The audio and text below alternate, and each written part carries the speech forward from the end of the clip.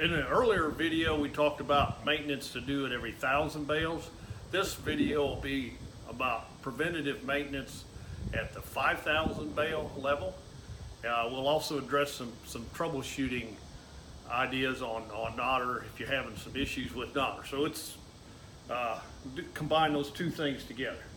I'm going to pull up one of these nodders to get started with. First thing we'll talk about is taking slack out of it.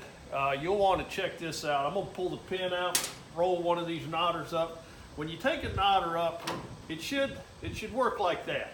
If you unhook it and put it up and it just slams back down real fast on its own, it's probably time to take a little slop out of it.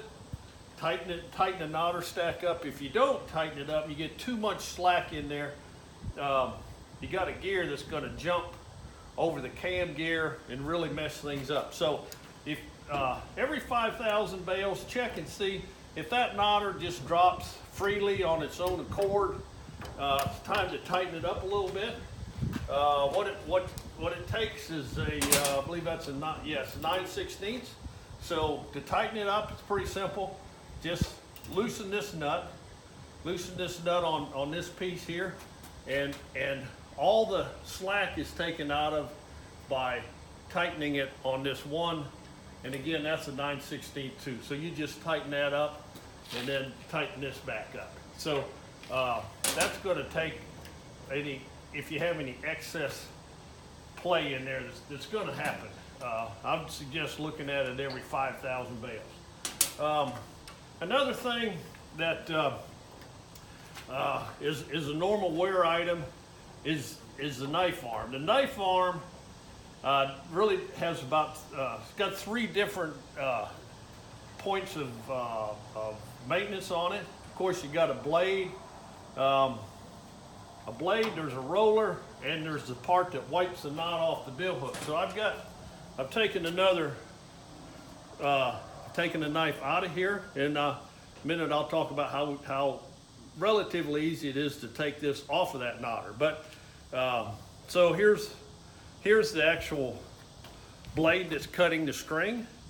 A couple things can happen there. Obviously, it'll get dull, and it can get bent back too. If it's bent off of the plate here by relatively small amount, I'm gonna say 1/16 of an inch or 1/8, it's not going to be contacting the string correctly. So it's time to replace that little blade. There's 2, you can take a grinder and grind these 2 rivets off, and they make a little kit that's got this blade, and you replace these rivets with 2 bolts. Pretty simple to do. The one thing you get aggravated quicker with tying issues than anything else. So keep an eye on that. Another part of the knife arm is the roller. This roller's running inside that cam, and this thing will get flat spots on it. So you'll want to look at that for flat spots. That you can either replace that, or you can just replace the whole knife arm. The other part that's you have to keep an eye on, part of this knife arm is going to drag across the bottom of the bill hook like this. I don't know if you can see that, but it drags across the bottom of what's called the bill hook. That's part of the nodder, and that's what's wiping the knot off. That's wiping the knot off the bill hook. Somebody once told me, he said, no matter how mad you get at this baler, the only place you get to use a hammer on it is this part. So when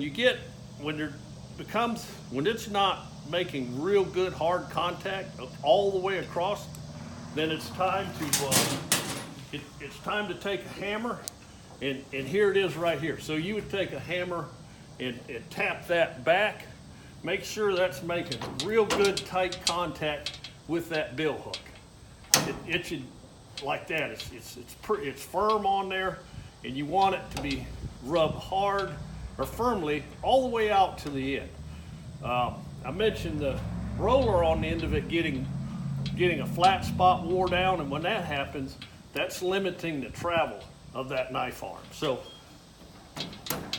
this has got some extra paint on it, so it's on there really good and firm. But